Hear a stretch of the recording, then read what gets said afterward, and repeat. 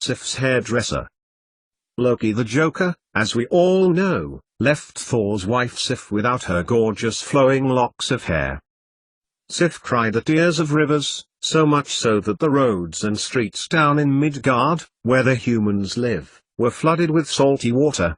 Loki's laughter echoed around the wooden hut walls of the god mansions.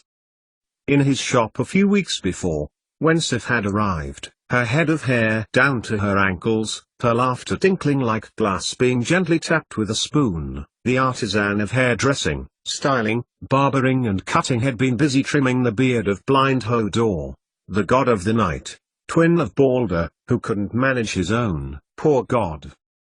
Hodor had turned suddenly, and the artisan of hair, Sigurd, had almost cut his chin off. That was close, thought Sigurd, as he helped the god to the door. I know he'd never know, but, well, Balder would string me up for sure. And the last thing I need is a god with a cut chin. Bad for business, for one thing. And I feel sorry enough for Hodor as it is. At least he didn't have too long to think about the near accident, which would have seen Sigurd cast into the depths of Helheim. His next customer was the beautiful Sif. Just thinking about dressing her hair was enough to love his job. So for Thor's wife to choose today to grace him with her presence could only mean that, the gods and goddesses, were smiling on him. "Good day to you, wife of Thor," he greeted, bowing low, then saw her face. It was not as if Sif was unhappy, it was just that she is in such a happy mood that she wanted something extra special from her hairdresser today that would keep her hair beautiful, shiny, flowing, wavy.